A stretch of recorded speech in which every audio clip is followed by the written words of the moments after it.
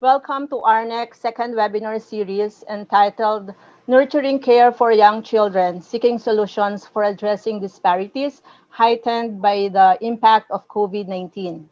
I'm Evelyn Santiago and I'm the Executive Director of the ARNEC Secretariat. For those of you who are not familiar with ARNEC, we are a regional network whose main objective is to promote holistic and inclusive early childhood development in the region. We serve as a knowledge platform for ECD professionals and practitioners in the region, and we strongly support cross-country collaboration and learning around ECD.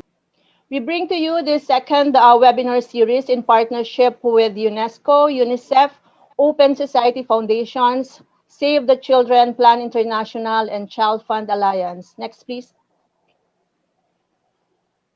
In this second webinar series, we dig deeper into the impact of COVID-19 on the different elements of nurturing care for young children and what policy and program solutions are being undertaken in the countries to ensure that young children are nurtured and protected.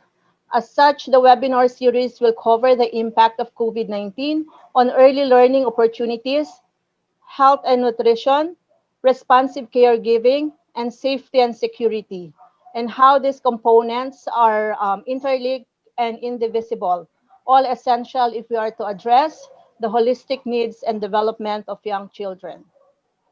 In this webinar series, we will also highlight specific actions and interventions which try to address conditions of disparity because we know that the impact of COVID-19 is worst for the most marginalized groups of young children, including those children with delays and disabilities, children living in poverty, living in informal settlements, living in rural and remote communities, children of refugees and migrants, and children of ethnic and linguistic minorities.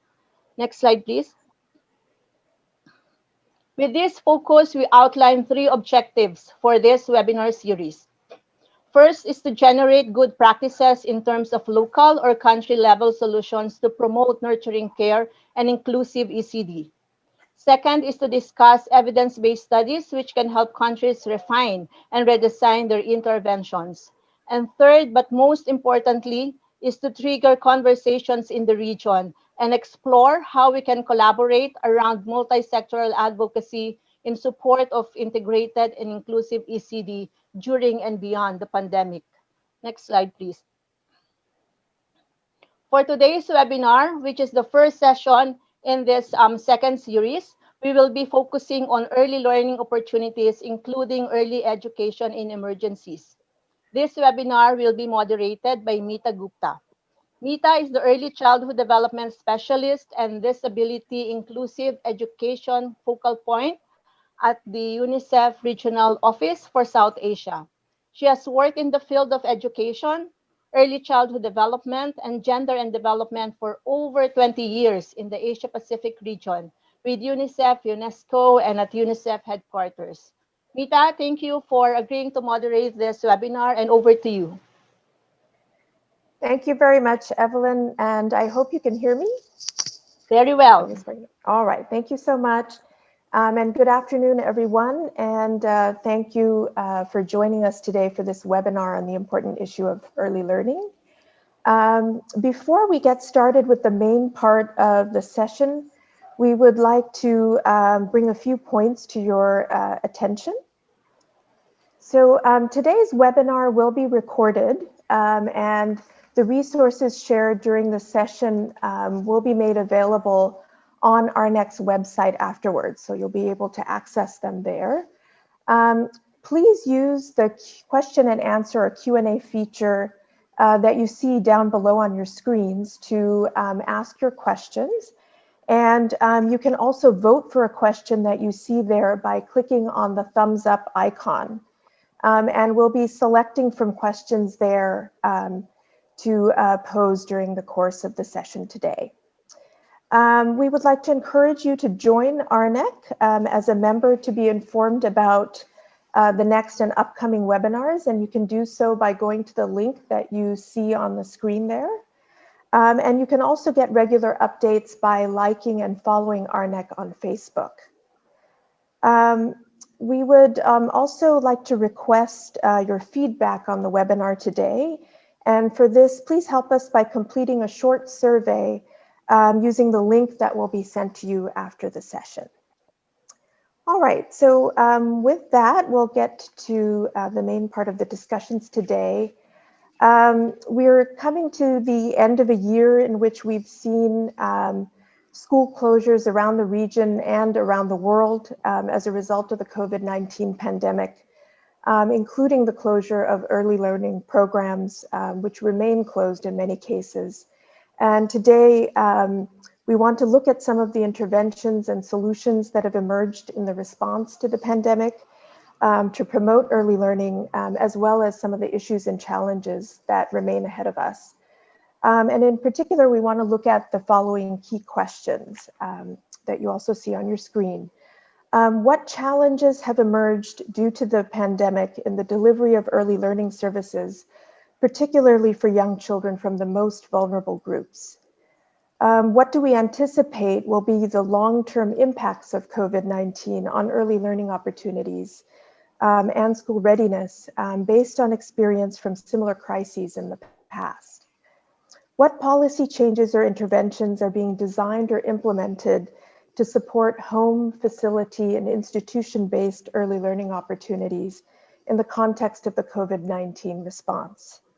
And how are governments and countries ensuring that they address the early learning needs of the most vulnerable and marginalized groups of young children? So if we can go to the next slide. What are the possible entry points for collaboration with other sectors within program implementation for promoting holistic early childhood development? And what preparations have been made for the reopening of early childhood education services where they remain closed in the different areas of governance, safety, teacher training, parental communications, and support? And lastly, what challenges remain? What are the key messages and call to action that are needed to promote quality early learning going forward? I'm pleased to introduce to you the speakers and presenters that we have with us today, who bring with them a wealth of experience and expertise, and who will be sharing their insights on the questions and issues that we just kind of talked about over the course of the session today. We have with us first Dr. Kate Moriarty, who's a senior advisor for strategic engagement and dialogue at the Interagency Network for Education in Emergencies, or INEE. And she'll be talking to us about how emergencies and crises such as COVID-19 impact on early learning, particularly in the case of children living in vulnerable situations. And then next, we have with us Rokeya Diawara, who is education program specialist and global early childhood care and education advisor at UNESCO headquarters, who will be sharing guidance on reopening of early childhood education services. We'll then be hearing about country experiences in promoting early learning as part of the COVID-19 response. And for that, we have with us Karma Gelet, who's the Early Childhood Care and Development Specialist in the Ministry of Education in Bhutan. And he'll be telling us about the policy and program adjustments made in response to the pandemic to promote early learning opportunities in Bhutan.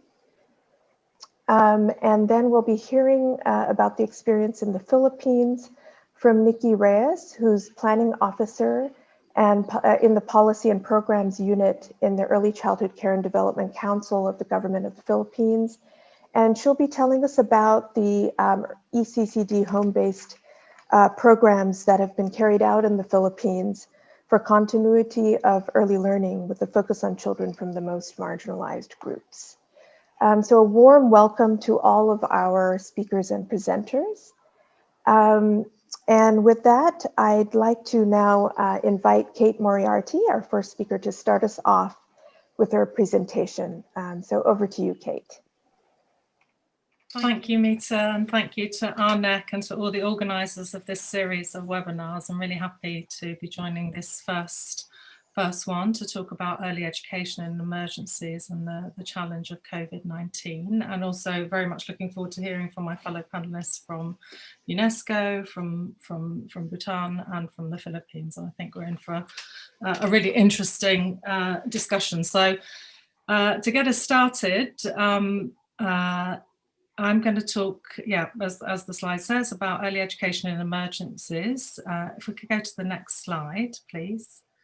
So as Mita said, my name is Kate Moriarty. I work for the Interagency Network for Education in Emergencies. INEE, as we're known for short, is an open global network working to ensure the right to quality, safe and relevant education for all those who live in emergency and crisis contexts. And we work from the earliest years through to adult education.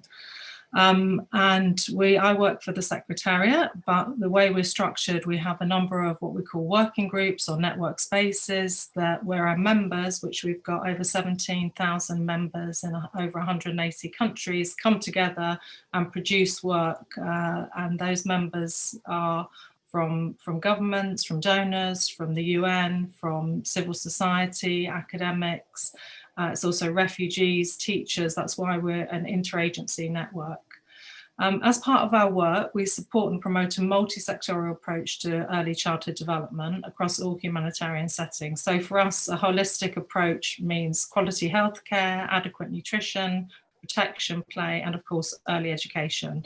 And we have a focus on equity and inclusion for the most marginalised children.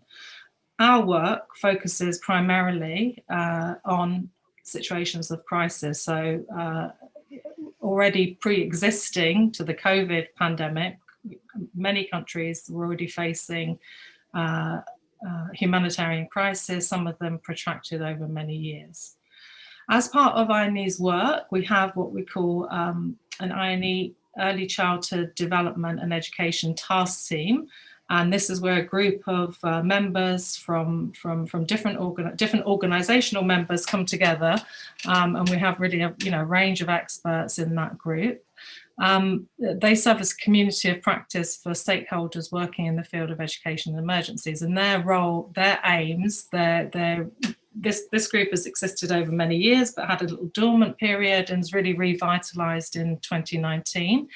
And their work now is focused on developing and disseminating practical tools and publications with an aim of improving the delivery of ECD in early education in crisis, particularly through also promoting the minimum standards for education preparedness and response and recovery, which I should have at hand but haven't, which is a very important INE publication that sets out the minimum standards for all interventions. The group also support advocacy efforts for improved investments, policy commitments, what we want to talk about today related to young children in emergencies, and look at opportunities for capacity sharing. So between relevant stakeholders, again, to strengthen policy and programme for young children and their families.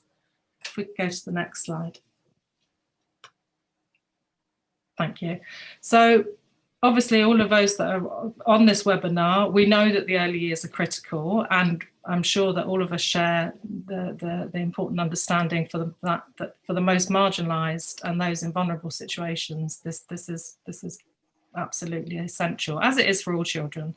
And there's robust evidence that shows nurturing care and quality holistic early childhood development and education, is really key to a child's optimal development. It protects children's physical, cognitive and social and emotional development. It mitigates the risk of toxic stress, reduces exposures to other child protection risks. And we know that participation in early education sets very strong foundations for future life's chances. And it's important for really tackling the twin challenges of equity and learning throughout education. And that isn't just in the early years, that you see the evidence shows that children who participated in quality pre-primary education, you see the impacts, the positive impacts throughout their school life and into adulthood. And also, for governments and for individuals, early education is really a highly cost-effective strategy that improves economic prosperity and stability and yields really long-term social returns. And I think because of this and because of the recognised importance, in 2015, when we saw the Sustainable Development Goals, SDG 4 has the target 4.2 to ensure that all girls and boys have access to quality early childhood care, development care and pre-primary education so that they're ready for primary education. So I think that what we have to understand is really, for all children, including children in crisis, quality early education is absolutely critical. If we go to the next slide, please. So in emergency settings, the support that quality ECD and early education provides is really vital. Young children growing up in crisis settings, and I know right now we're facing a global pandemic, but as I said, prior to the impact of COVID affecting so many of our lives, so many children and their families, communities were already facing crisis situations, sometimes for many years. So young children growing up in crisis settings, whether that's through conflict or through environmental disasters, and also, as we've seen in the past, through health epidemics or such as Ebola. Children growing up in those settings are often in very precarious situations with a risk of physical and emotional harm that affects their immediate safety, as well as their, and well-being, as well as their long-term development. And there are a number of challenges which kind of threaten their ability to flourish, including can be separation from parents or primary caregivers, physical injury, loss of stability and comforts and community. Children are displaced internally within their countries and across borders as refugees. And obviously in situations of conflict or high community violence, the trauma of experience or witnessing violence. And now with the impact of, as with many emergencies, the risk of losing a loved one and experiencing grief. So children affected by emergencies are at risk of toxic stress. And I think most people will probably be familiar with that term. It's the impact on brain development through kind of long-term stress in the early years. And access to safe, quality, early education can really help mitigate the effects of the harmful effects of conflict and crisis. If we go to the next slide, please. So what was the situation pre-COVID? Because I think it's important that we also think about that. And then we think about how COVID, the impacts of COVID. So even before COVID, we know from research published in 2019 from UNICEF that more than 170 million children, nearly half of the world's pre-primary age children were not enrolled in pre-primary education, so did not have access to early education opportunities.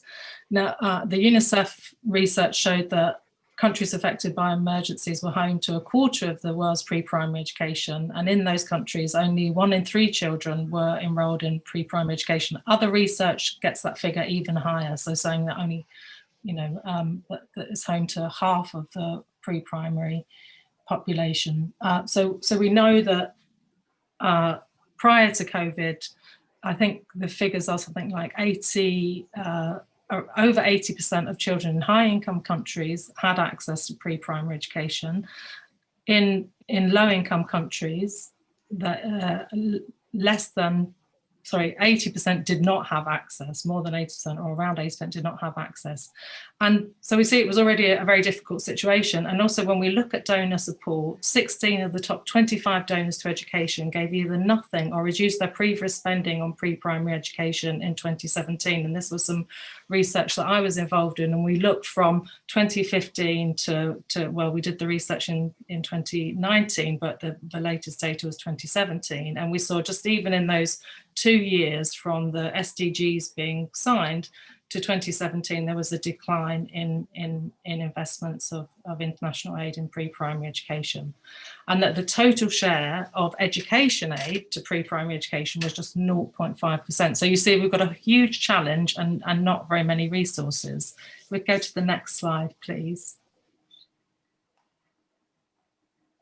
So COVID-19, we know, is a global health pandemic, but it's also created a global educational emergencies. And although I won't focus very much on the total figures, I think it is worth reminding us all, although we're probably aware, that at its height in, I think, around April of this year, UNESCO, who's been tracking the out of school closures and the amount of students, out of school because of school closure. So that's not counting necessarily the children who weren't in school before, but 1.6 billion children were out of school in April this year. And that also means children at pre-primary level. So the COVID pandemic's had really, caused, in the crisis context, has made already complex and insecure contexts, at even greater risk. It's like a layering, extra burden among many other burdens. And that really compounds the risk for the youngest children. And in terms of early education services, you saw restrictions to early childhood services, community learning centres and schools were closed. It was the lack of and a challenge for delivering distance education for the youngest children. We saw even for older secondary school or primary school age children, distance education was very unequal, especially for the poorest children, refugee children, and for the youngest children, it was, I don't think there's actual data on how many, but I stand to be corrected, but how many of the youngest children were missing out on any access to kind of distance education, whether that was high tech or low tech. And of course, the closing of early learning centres, increased pressures on parents and caregivers also means, and on the community at large, also means an increase in child protection risks. And so, at such a critical time for for the development of a child's brain, marginalised children and those in crisis contexts have now, because of the COVID pandemic, are at risk of being left even further behind. If we go to the next slide, please. So I just want to talk very briefly about, as I say, INEE, we're a global network. We don't do direct delivery, but we're made up of many members who do. So I want to share just one example of many examples of how our members have adapted to the disruption caused by COVID. Through the closure of those early learning centres, through not being able to meet. So I'm going to give this example of a project called Play Matters, Sparking Lifelong Learning, and this is a project funded by the Lego Foundation, and it's working with pre-primary and primary school age children in Ethiopia, Uganda, and Tanzania. And it's led by a coalition of humanitarian relief organisations, including the International Rescue Committee, who co-chair the INEE task team on early childhood. So the Play Matters interventions were just in their early stages when COVID hit. And while a lot of ministries of education and other service providers were focused on this kind of how to deliver at-home curriculum for the older children, Play Matters prioritised addressing caregiver stress and mitigating learning loss through play-based methodologies that engage the whole family in reading, maths, social and emotional learning activities. So thinking more about the kind of holistic social and emotional aspect of education, not only that kind of academic aspects. And Play Matters also produced home radio programs that had activities from kind of paper packets that they also delivered that supported that interaction. And caregivers have reported that the tone was friendly and easy to understand, and that songs that were part of this were fun and engaging for children. So I think this is just one example of how programming has been adapted. I'm gonna wrap up shortly, Mita. So if we go to the next slide, I'll just whiz through these last couple of slides. So I just want to talk about one more thing that the INEE task team did, which I'm not going to go into great detail because I know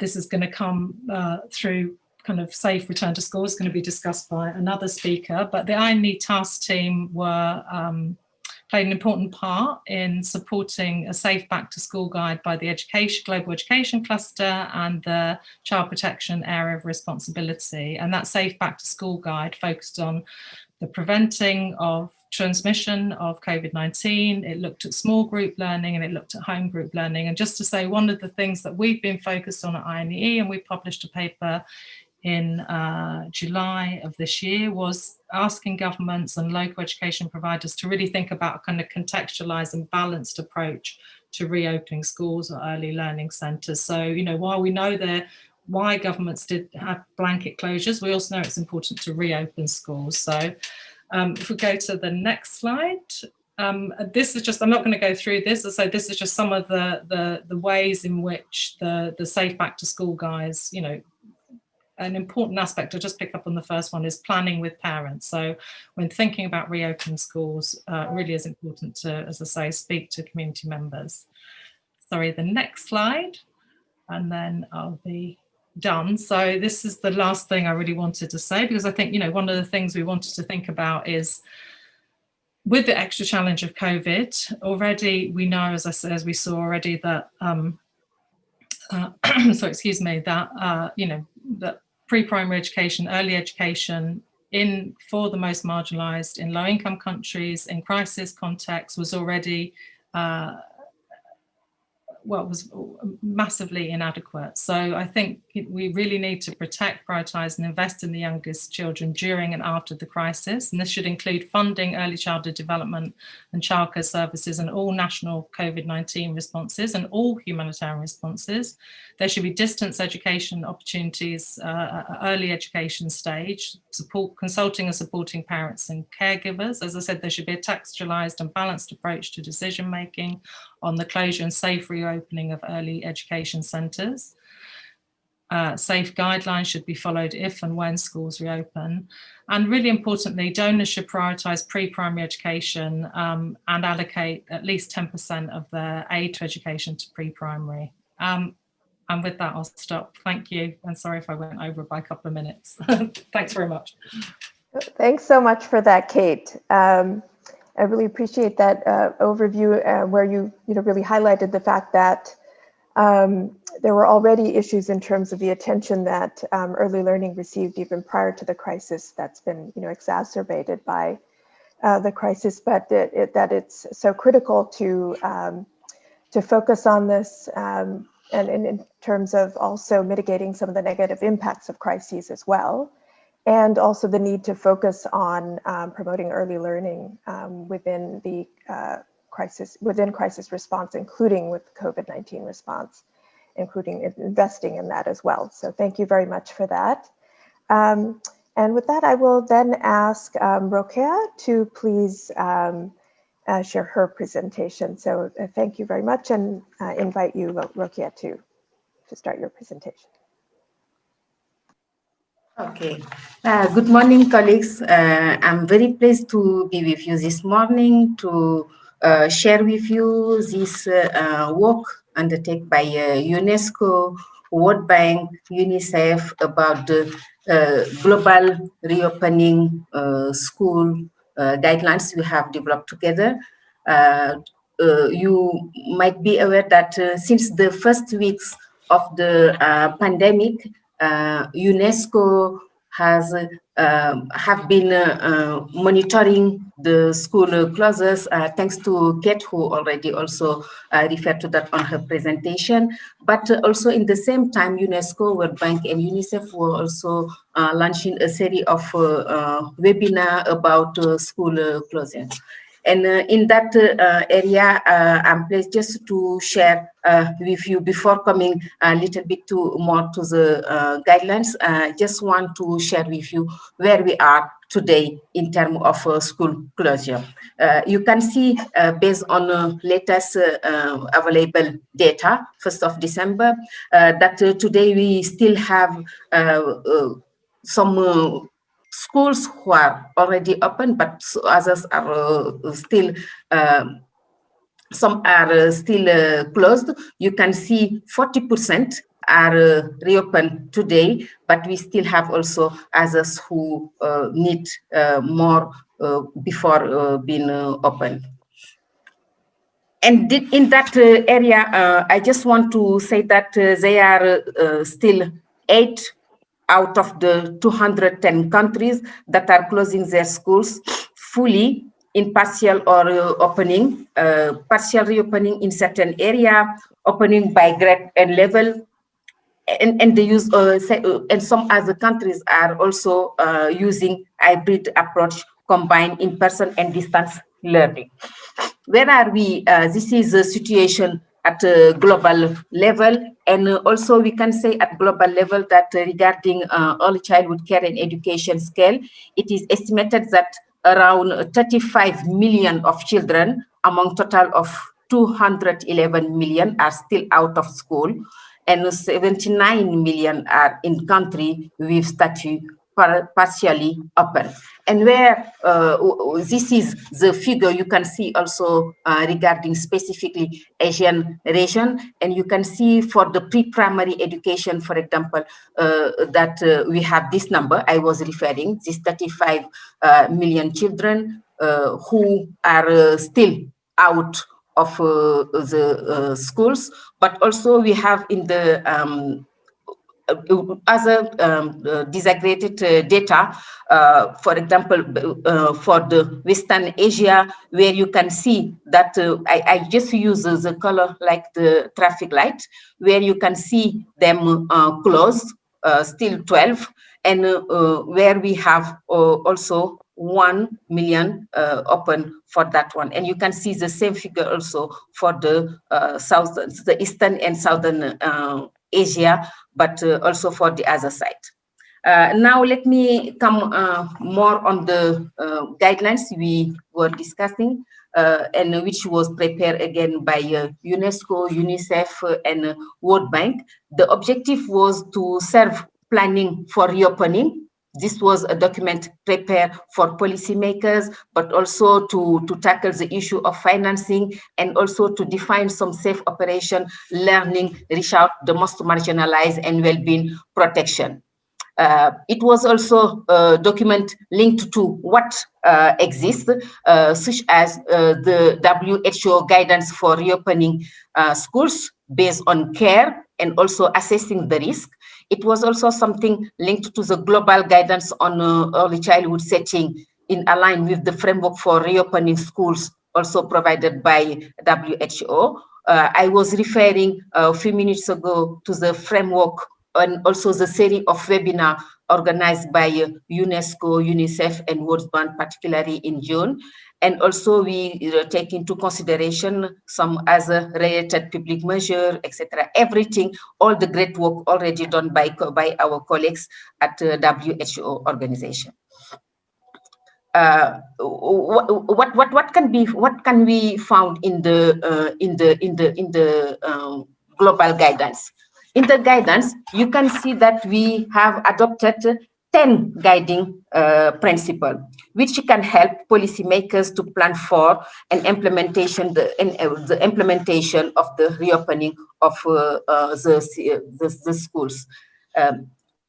For example, they are guided on how to do the planning for the reopening. They are guided also on the ECE settings, how they can maintain also this child-friendly and developmental appropriate practices. They are also guided on how to protect the children while engaging in play and learning, because we all know how important is this play for this age, and how it will be also difficult at the same time to keep children respecting some measures like the social distancing, and also how they can establish some healthy hygiene behavior and practices among young children. All these are looking sometimes evident, even difficult for adults, and it is more difficult when it comes to children. In the same guidance, also continuing the guiding principle you see there, they are also some linked to the transmission, how it's happening, how also we can speak and communicate and have a kind of partnership between the school and the stakeholders, the ministry, and also the families, to ensure good transition from the home to a CCE setting, but also how we can organize the reopening process. how they can also adapt and coordinate the approach at that level, and finally also how we can interact with the parents, the caregivers, and particularly the teachers who are also taking care of the children. We refer to the how in terms of preparation. What does it mean for the policymakers who determine the location and how they have to do it, and how they can also reorganize the age group and spacing within ECCE facilities in terms of if there is need of rearranging the classroom, the common areas, the playground, and how they have to how they are to reorganize also the reopening, prioritizing action on that aspect. In the same time, how they have also to develop and collect the data, to conduct survey, and to do also some kind of interview focus group, discussing with the different stakeholders, sharing feedbacks with respondents, and also producing knowledge on that one, communicating in one word, and also developing a contingency plan. In this contingency plan, we can see, for example, for the other aspect linked to ECCE, there are very important issues linked to the financing, as already shared by Kate in her presentation, but we can see also how ECCE is lag behind in the stimulus package, for example. Right, Rokia, just to note, there's 2 minutes. 2 minutes, okay. Okay, good. What are exactly also the key actions to be taken into consideration in terms of teacher training? All staff require training to implement non-negotiable hygiene and safety practices. Teachers, regarding the teachers, they need training and ongoing support to adapt the curriculum lesson plan, teaching strategy, and children daily routines. We have also to improve the teacher competency to recognize and support the social emotional needs of all the children. We have to strengthen the communication with the parents by enforcing the policy of staying at home if children have strong symptoms, for example, prepare clear dropout, pick-up procedures that promote calm and orderly experience for children, check in regularly with families on how they and their children are feeling. In terms of conclusion, we just would like to remind that reopening ECCE setting is in the area of COVID-19 is still a challenge for policymakers, ECCE directors, teachers, and families to work together. They need to work together to balance the need for adherence to national public health guidelines while reestablishing a secure and stimulating environment for all the children. And you can also find other additional resources developed to complement also the global guidance on reopening ECCE settings. You have, for example, some annexes to the guidelines, continue professional support for early childhood teacher and director, how to make it, suggest questions for parents and other caregivers on reopening of ECCE settings.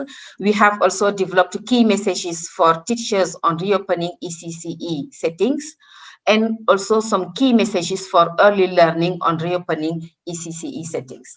And finally, you can also have the link where you can find these guidelines and continue maybe to provide some feedback on it as we are moving to the situation, and we have also to think about how to improve it and how to update it, because every time you are seeing that countries are changing the strategy. The last in date is yesterday, Germany, for example, who is going back to close the schools, including early childhood setting. Thank you very much for your attention. Thank you so much, Rokia, for telling us a bit about this guidance on reopening early childhood education programs and some of the considerations that are important for that. And now, everyone, we're going to take a little pause and address some of the questions that have come up. Yeah, so maybe if we can start with a question to you, Kate. Maybe I'll first pick from this one that was in the Q&A, where there was a question asked about ECD business continuity plans, and asking if INEE has any experience in developing ECD business continuity plans. Yeah, maybe we can start with that. That's a tough question for me to answer, because in terms of the business continuity plans, as I say, INEE doesn't. We are not service providers, so we're a global network, and we do, you know, convening and amplifying and advocating and knowledge management and resource collection. So I think probably there's other people on the panel that would be, you know, I don't want to try and answer that question because I'm not sure I'd be able to answer it particularly well. On the second part of that question, can I elaborate on what I mean by distance education? Obviously, you know, as Rokoya just said, you know, and showed the data, and I mentioned, you know, schools closed that included pre-primary and early learning, you know, whether those were attached to schools or whether they were community early learning centres, or, you know, more informal kind of early learning activities because of COVID, because of social distancing, because of the measures government put in place.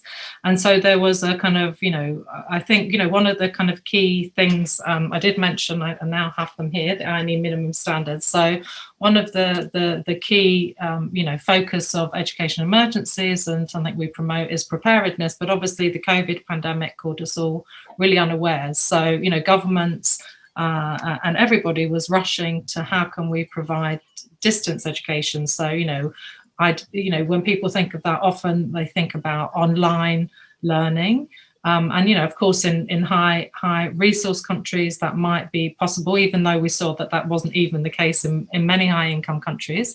And then, you know, and so how does this work for the youngest children? And there are some really exciting examples. For example, there's a joint project between IRC and Sesame Workshop in the Syria region. And so they also changed their programming so that whereas they had you know, planned kind of some, you know, in-person education as well as kind of TV and radio programs, they switched it to the kind of distance TV program supported by paper resources. So I think it's obviously it's more of a challenge because for, you know, for a secondary school age child, they can maybe get a set of either paper based, so low tech, or they can get, you know, online access if they're lucky, and do self-guided learning. Whereas if you're a young child, that's much more challenging, and then you really do need to support, which is what I tried to, you know, alluded to, but obviously didn't elaborate on enough, is supporting to parents and caregivers and also the, you know, and others in the community. So I hope that slightly addresses the question, but thanks. Thanks so much for that, Kate. And maybe I'll ask, maybe I'll come back to you with another question. And I don't know if Rokoya might want to come in on that business continuity plan issue that might relate a little bit to kind of looking at that planning for school reclosures, for example, and maybe some linkages there. But Kate, maybe while I still have you, you know, you were talking about how kind of COVID-19 sort of caught us, you know, unawares, and it's a bit of a different kind of an emergency that, you know, we've been facing with this. And so one question is that, do you see the need to develop particular guidance with regard to promoting ECD in emergencies that looks at this type of a crisis, you know, apart from natural and man-made kind of disasters that we've seen in the past? But for, you know, pandemics such as COVID-19, and what do you see are some of the critical elements that should be a part of this? And has there been some discussion on this in the context of INEE? Thank you. This is something, as I mentioned, is the INEE Early Childhood Task Team, and they were revitalised, as I said, in 2019, and they have a 4-year work plan. And already, even prior to COVID, they are starting off with a kind of scoping of early childhood development and education, humanitarian settings, and they also plan to do a field guide for early childhood development and education in those contexts. And certainly that would include, not only a focus on conflict or environmental disasters, but also on kind of health pandemics. And I think what we've seen from some of the learning we have, obviously we're just engaging in kind of, there is now a growing kind of, or emerging, should I say, body of evidence in terms of what's happening in terms of the early years in education more generally. But I think a lot of the lessons that people are pointing to are from the Ebola crisis. And I think, learning from the experience of Ebola and certainly from this, and we know that even though obviously there's now, vaccines have been found and there's like a kind of renewed hope, but we know that's going to take a long time to roll out. We know that that may not be, that this pandemic itself will go on, as Rakaya said, still, I think 40% of schools are still closed. So we have really a long way to go. So definitely that there is a plan for INEs to develop a field guide, a guidance to early childhood education in emergencies context. What the elements of that will be will really be for the task team to work out. It definitely will focus in, and contextualize the INE minimum standards, which, I'll just talk about the first one of that, which the foundational standards is about community participation. So really, engaging with parents, caregivers, teachers, local education authorities, so that when that is being, and those who are responding to emergencies, so the Global Education Cluster, the Education Emergencies Working Group, UNHCR and others. So yeah, it's definitely a plan. And I think that in 2020, that may be later in 2021. Thank you. Thanks very much for that, Kate. And maybe I'll just quickly go over to Rokia if there's anything that you wanted to say on that business continuity question, and also in terms of how you're ensuring, how UNESCO has been working to ensure that countries prioritize early childhood education within kind of the overall plans for reopening education programs. How are we ensuring that early childhood education is being prioritized within those discussions? And maybe we could talk a little bit about what UNESCO is doing in that regard, and also if there's anything you wanted to say in terms of the previous question. So over to you, Rokia. Thank you very much, Mita, for this, and thanks a lot also to Kate, who provided already a very interesting response to the first question regarding the continuity of the business plan. Yes, indeed, UNESCO is also still working on that one. This monitoring of school closure and school reopening is still going. The team is still on place, and we are ensuring that all the time, early childhood is also included in that monitoring plan. But we all also know that the big challenge for us also is the availability of data for early childhood. And it was even before the COVID-19. And we still continue also improving how we can collect data and to be sure that we are including early childhood in all the information regarding this process. This is something we really have all the time to keep in mind and to think about how to improve the data collection and data analysis for early childhood. And in terms also of continuity of other activities, or how UNESCO is supporting countries in that way, we have noticed that most of the time we are giving information in terms of, you have to do that, you have to do this the guidelines, etc. But we are not pushing up to the level of implementation to ensure that what we are proposing are realistic and are also the countries have also possibility and capacity to implement what we are proposing in the guidance. And we are, for example, for the teacher capacities, we are today checking again how the teacher institutions are ready to also to include this paradigm shift we are to, because it is not only to be in a situation of reaction when the crisis is here. We have to think about the resilience also of the system. Building the resilience of the system is starting from now, learning from this crisis. We were not prepared. Even the developed countries were not prepared. We all realized that. And it was not only a matter for developing countries, etc. It was a crisis for all of us. We have to learn from that. We have noticed some very important aspect and action to be taken. How we can ensure that we are taking all this into consideration when it comes now to planning, when it comes also to secure budget for that, when it comes also to review the program and budget in terms of concretely involving our institutions like IBE, who is specialized on curriculum. We have asked IBE to put more emphasis also on curriculum when they are addressing this curriculum aspect, to ensure that early childhood is included.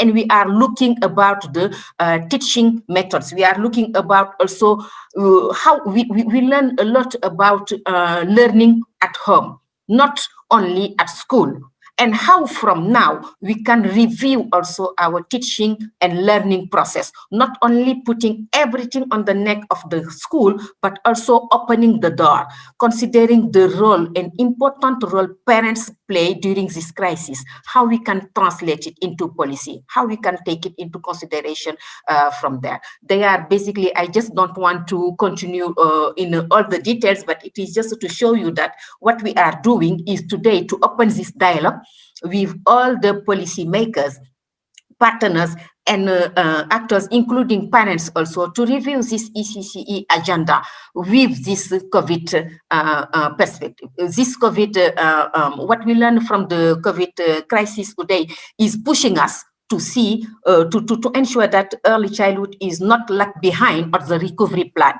And to do that, we have to open the dialogue. We have also to be all together to discuss and to review and to agree on a consensus of concrete actions we can take from now to the next year to advance this early childhood agenda. And it is also my last word is just maybe to take this opportunity to invite all of you to continue also this dialogue through the 16 technical session we are organizing to advance this early childhood agenda. Thank you. Thank you so much for that, Rokeya. I really appreciate that. And thank you to both you and Kate for your inputs and your presentations. And we'll have another opportunity again at the next round of Q&A.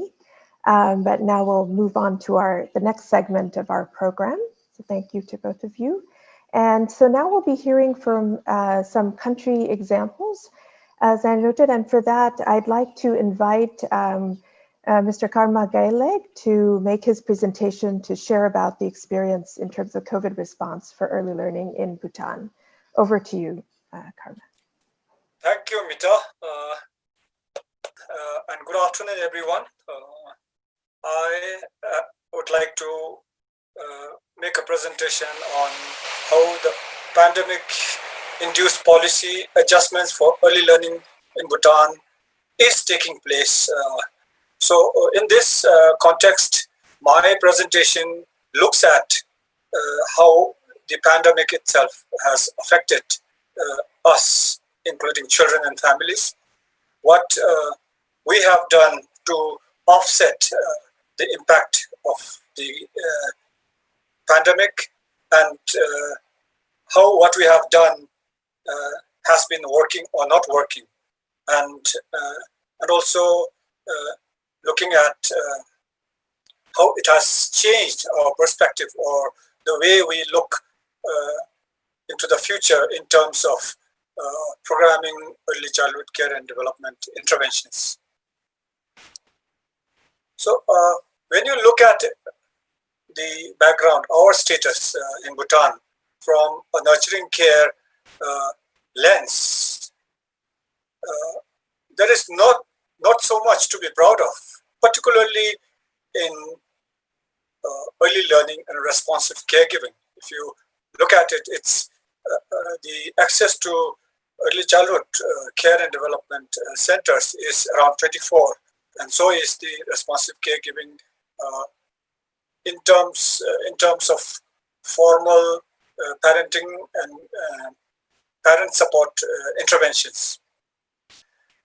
But this is not the true picture of what is going on in Bhutan. Now, if you look at early learning as only 1 year of preschool, then we have already achieved 100% access. But here we tend to look at early learning as, or the preschool years as 3 to 5. So the figure 24% is particularly in that respect, in respect of children enrolled for 3 or more years in early childhood centers. So we have a long way to go in order to achieve universal access, and also to achieve a target that we have set for ourselves, which is we hope to be able to achieve 50% access by 2024 as per the education blueprint that we have. The pandemic has further impeded the speed at which we hope to be able to achieve this goal, but also distracted us from what we have been doing, particularly in terms of our efforts, but more importantly, disrupted and distracted children's development and as well as their daily lives. When you look at the ways in which the pandemic has affected us, of course, this has been felt and experienced everywhere, I am sure.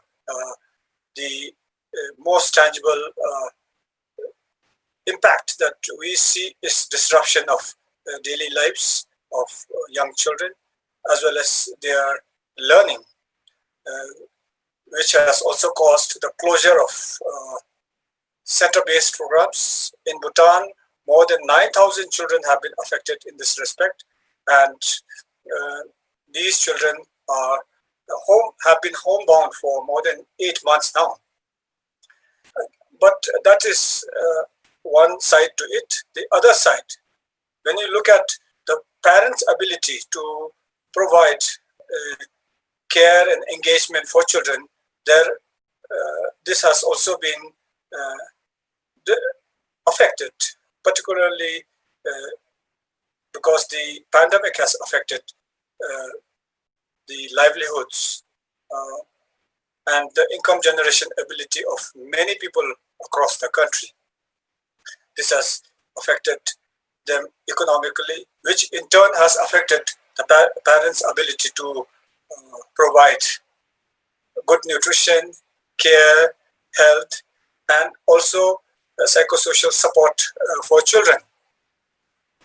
So although we don't have data to show, but we have also seen in the course of our reviews and surveys that the pandemic has also affected parents mentally in terms of their psychosocial well-being and mental health. So that's in addition to children being exposed or being more vulnerable to stress, abuse, and violence at home.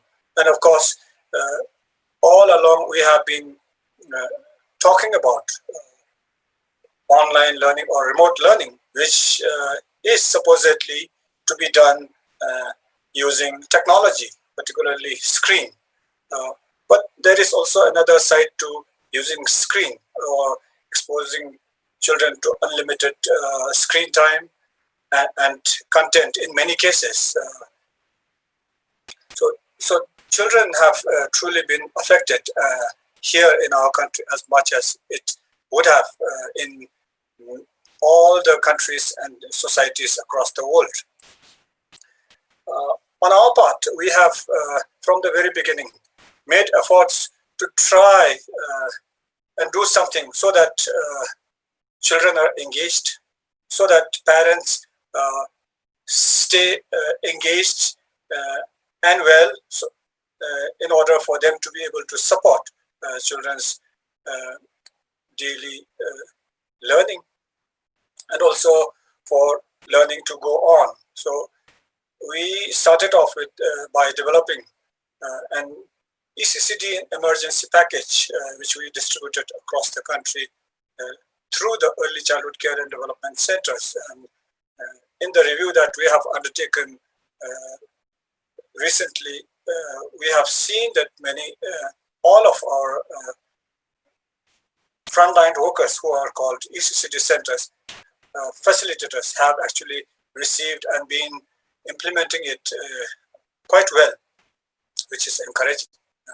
We have also made use of the global COVID-19 parenting guide distributed by UNICEF and WHO. So we translated this parenting guide and distributed it through the ECCD centers. And this also seems to have had some impact on how parents interact, communicate, engage with children, apart from taking care of their own well-being. In addition to these, our ECCD facilitators, we have around 750 of them. So they have been continuously engaged in ECCD home learning programs through online support as well as home visits. But when we initially started off in March, we thought that the only viable way to provide early intervention would be through online interventions. But this was not quite true in our case, because there were challenges related to it. And of course, we have also, with the help of UNICEF, documented the documented stories of what the frontline workers have been engaged in, so that we could acknowledge what they are doing and also showcase what their work. We have also supplied soaps and home learning kit, particularly for disadvantaged communities, families, and children. Built wash facilities and had several webinars or online meetings with frontline workers and district agencies to keep them motivated and to acknowledge what they are doing, so that they could share their experiences and learn from each other. We have also been a little careful in terms of, as a government, in terms of reopening, because reopening only began partly in July, but since then closed again. And at this moment, not all private ECCD centers are closed, but all of the other ECCD centers are closed and could open only in 2021. Now, Karma, looking at what we have been... Yes, sorry, please. Karma, can we ask if you could kind of wrap up in the next couple of minutes, please? Oh, yeah, sure. I'll take 2 minutes. Oh. So we have also looked at what we have done and how impactful they have been, particularly in terms of reaching out. In terms of reaching out, only 22% of facilitators have been able to reach out to 76 to 100% of families within their catchment areas, as compared to 44% reaching out to 51 to 75%. So this was basically to look at the effectiveness and then learn lessons from there. In terms of the various approaches, we have seen that online, only 56% use online interventions. There is actually more people who have done home visits in addition to online interventions, and also many others did send, prepare activities and toys and sent home.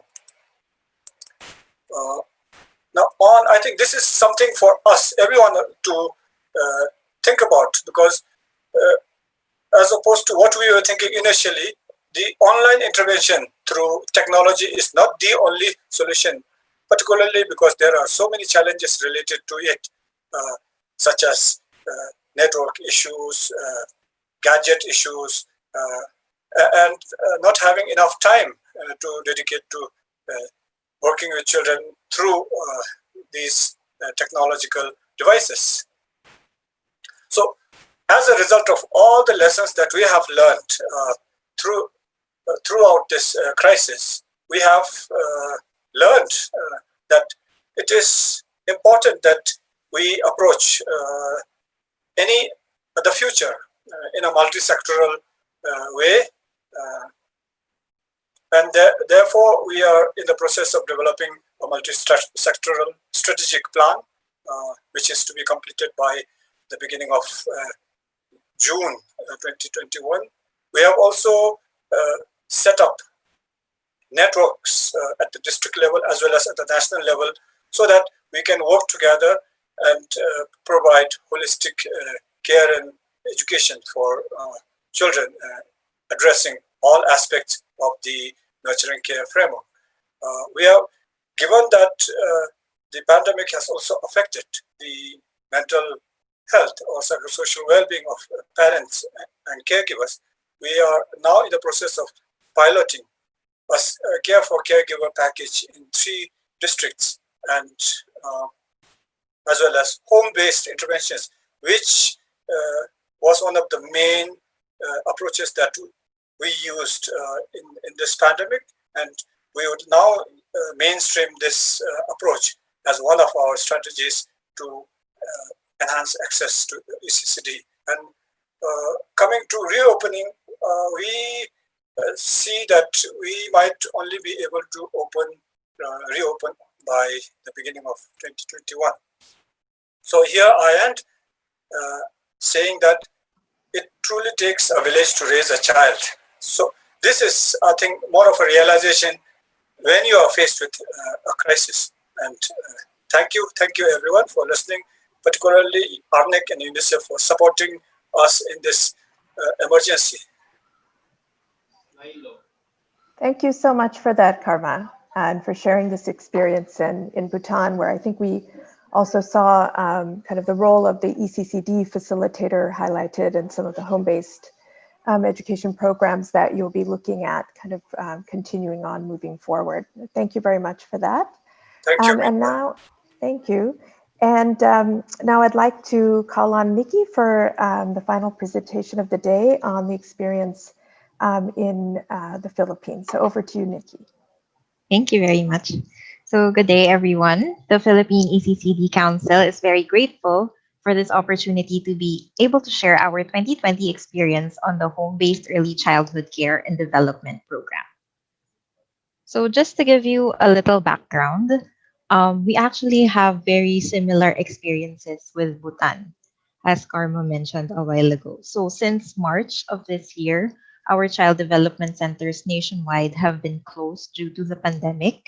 And although community mapping activities are done annually, this year's varying safety protocols across the country have made it very difficult for us to get accurate data on children 0 to 4 years old this year. So up to now, some communities are still doing the mapping, but it gets disrupted every time a positive case gets reported in the community. So follow safety protocols, we child development workers have to stop and then just continue when the coast is cleared.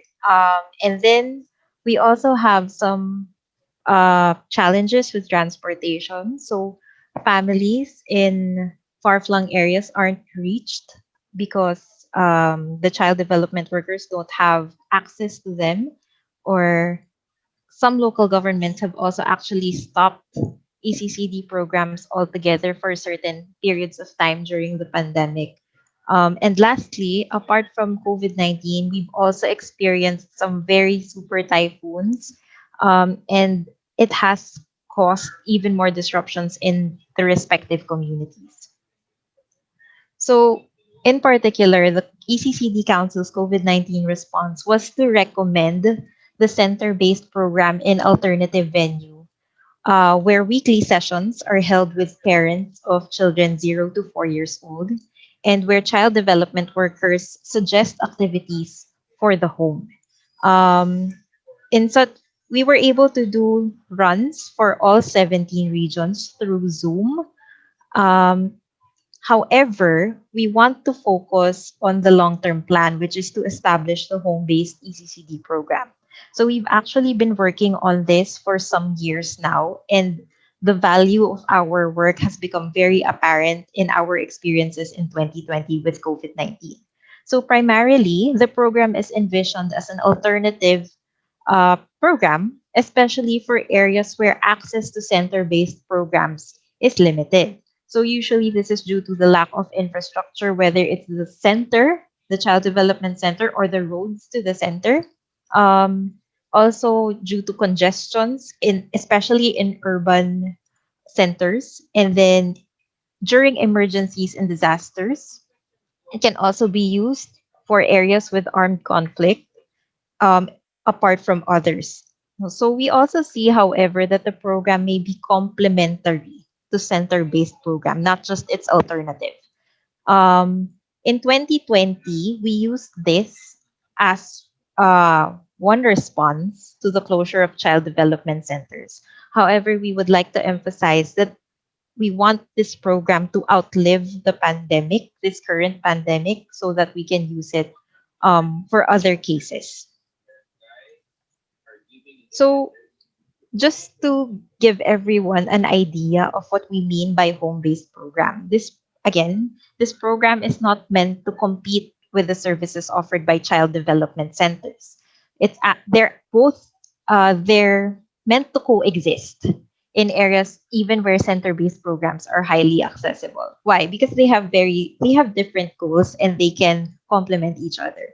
So the program actually targets parents and parenting behaviors. So activities are meant to create learning opportunities both for children and for parents and caregivers. So the child's development is supported by different experiences. Meanwhile, parents are made more mindful of principles in child development, appropriate responses to children's needs, and feeling more competent in their role as the child's primary caregiver and teacher with the help of the child development worker. So home activities are highlighted as a rich source of learning and development for children. This approach is meant to educate parents of the home and the family's ability to enrich children's development, as well as to encourage child participation in home activities and family decisions. Apart from that, we also see that interactions with people outside the family are also very critical. So we encourage that through group sessions, or some of you may be more familiar with the term play dates, which are meant to be organized and facilitated by parents who are part of the program. So this doubles in purpose as a way for parents to engage in peer groups who may become part of their support network. As of now, we've observed that parent communities are online mainly because of safety protocols. So, our 2020 experience was mainly with four local governments. We were able to partner up with two urban and two rural local governments. So, the photos you see in the next slide are actually contributed by the supervisors, facilitators, and the parents who were part of the project. So from each pilot site, we had 1 to 2 supervisors and 3 program facilitators handling different age groups. So these facilitators and supervisors were trained and regularly provided with technical assistance from the ECCD Council Secretariat. We have differing number of parent participants.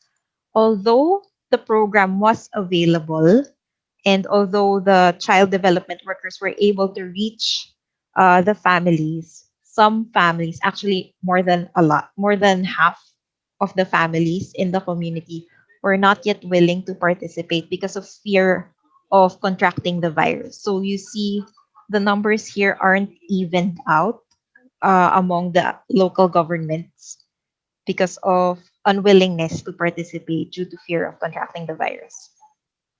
So in all the pilot sites, parent orientations were conducted so that parents who were engaged in the project understood what they were going to be going through. And then now you will see um, some activities that the children and the families were engaged in throughout. Uh, well, it's a variety. Some pilot sites have been doing this for a month, while some pilot sites have already been doing this for a couple of months. So, our initial findings point to these salient points. So, first, the child development worker is the perceived professional according to parents. So, parents felt less competent compared to child development workers when starting out in the program. They expressed worry over not being able to teach their child properly. The most common concern we heard was that they did not know how to talk to their child so that the child would understand what they were trying to say. So a lot of them also said it would have been easier if they were teaching a grade schooler compared to a preschooler. No, so it yes, 2 minutes.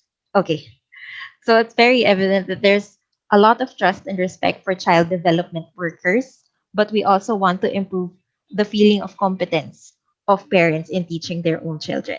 And a big advantage that parents saw in this program was that they felt closer to the child. A lot of them said that it was a new experience to actually see firsthand how their child developed and to see how their children reacted to different activities. And this made them feel more connected to their child.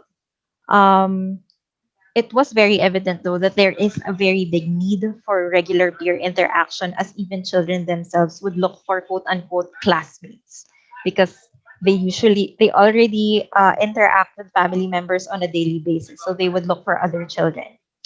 We also observed that there was an idea that play was different from studying. So a lot of parents used the idea of play as a reward for children if they finished what they had to study. One advantage parents also said was from the program was that they saved on money because they didn't have to spend on transportation or on the children's snacks, which they did usually for center-based programs. And lastly, whether stay at home or working parents, all parents really had a challenge in managing their time. Although it was advantageous that activities in the weekly plan were flexible. There was no specific time when to implement these, so parents could choose to do the activity when they got home from work. So ultimately, what we really want to do is to strengthen the home to be able to withstand disruptions in macro level systems. So in 2021, the ECCD Council will be continuing the pilot implementation because we do see that it is crucial to empower families and invest in them so that they are able to provide nurturing care and developmentally appropriate experiences to their children no matter what happens, COVID-19 or not. Thank you very much. Salamat po.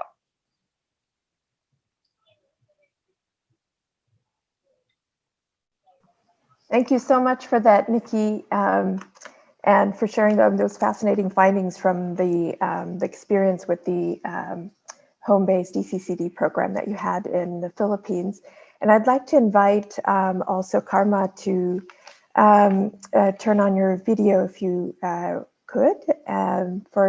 We'll just do one, maybe just one quick question as we're kind of running short of time. So maybe I will pose this same question to both of you. Nikki, one of the things that you noted actually in your presentation is one of the challenges that parents were finding was the time management issues as they're kind of, juggling this with many other issues.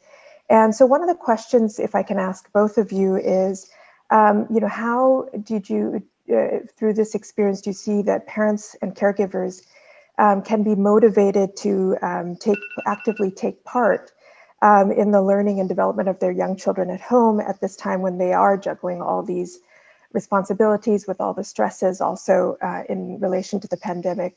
And in particular, when we're looking at this in the context of children from the most marginalized groups. From either of you, maybe we can start with you, Karma, and then go to you, Nikki. So very briefly, if you could. Sorry. Could you please? I didn't get the question because I thought the question was directed to Nikki. Okay. Oh, sorry. Okay, so maybe I can. We could start with Nikki, but just to say that, how can you motivate parents and caregivers, in terms of providing that learning support for their children at home when they're having to juggle this with, other responsibilities and stresses, and particularly in the context of the most marginalized children. Yeah, so maybe we could start with you, Nikki, and we'll come to you, Karma. Okay, so and very briefly, if I could ask you, please. Yes, thank you. One very critical strategy we asked child development workers to do when planning activities with parents was to give them doable activities, nothing that would consume too much time, and something that they could break into smaller tasks so that if it wasn't manageable in one day, they could continue it in other parts of the day or on another day. I think another advantage of giving parents weekly plans once a week was that parents could plan out their activities for the entire week, considering what they had to do with their 0 to 4 year old child. I think this was very useful, especially when mothers also wanted to involve fathers. Because then, if they had a plan and they saw the activities that were laid out for the week, they could negotiate between themselves which activities they would do with the child and which the father would do with the child and which they would do together. So there. Thank you. That's very useful. Thank you for that, Nikki. And maybe just for the last word, over to you, Karma. Oh yeah, thank you.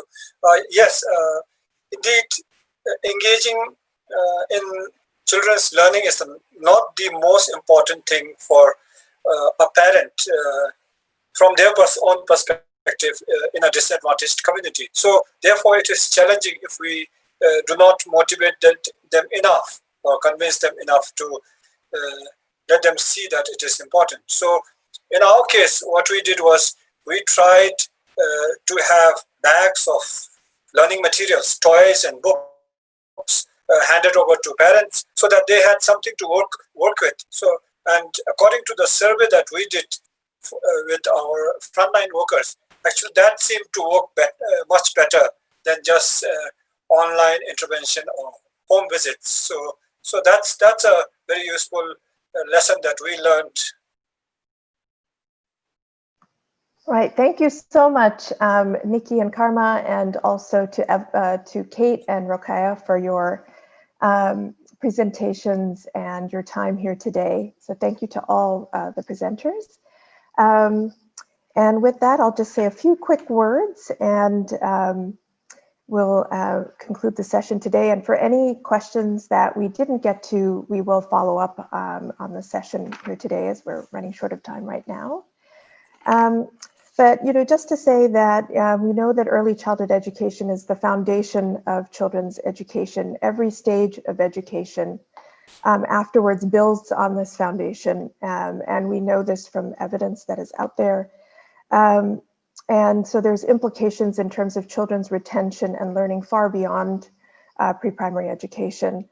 And we also heard today, that access to safe early learning is critical to mitigating some of the harmful and negative impacts of crises such as COVID-19. And it's therefore, important now more than ever to prioritize early learning in the COVID-19 response and beyond, ensuring that investments in early learning are protected and also further expanded and built upon.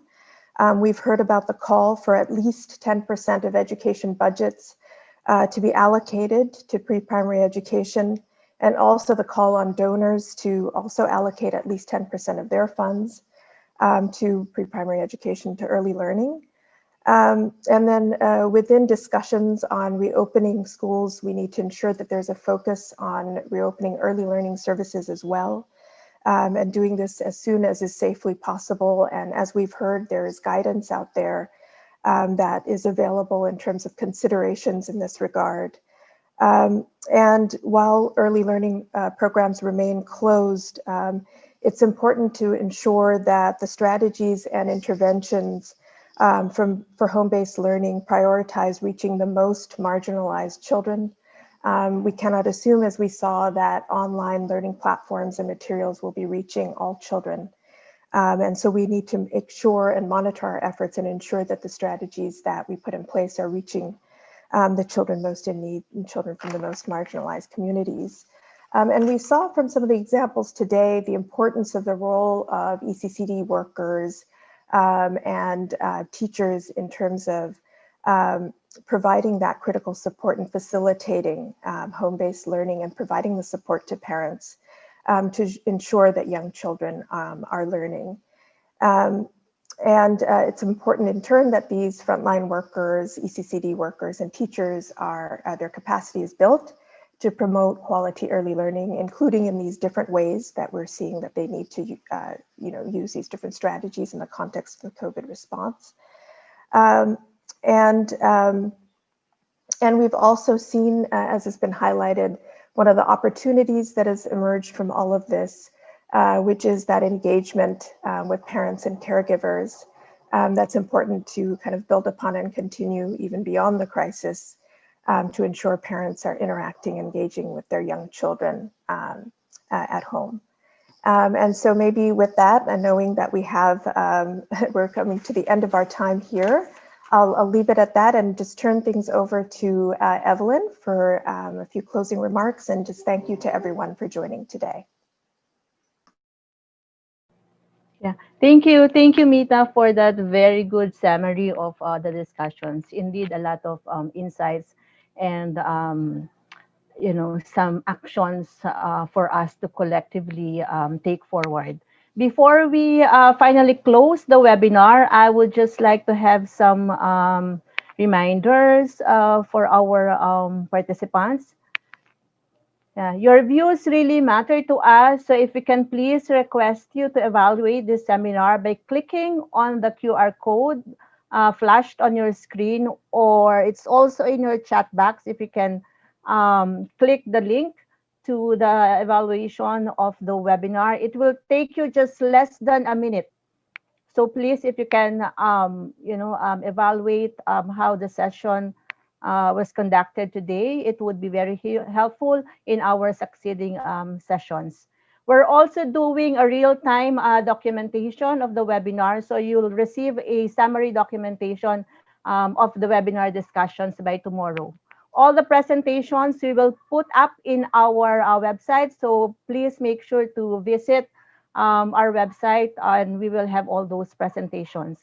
And again, for the next webinar, we'd like to invite you. It will focus on health and nutrition. It's scheduled sometime in January, tentatively on January 11, but we'll send you the more details and the announcements about it. So again, thank you so much to all our presenters. Thank you to Mita for facilitating the webinar, and thank you to all our participants. So thank you and have a good day, everyone.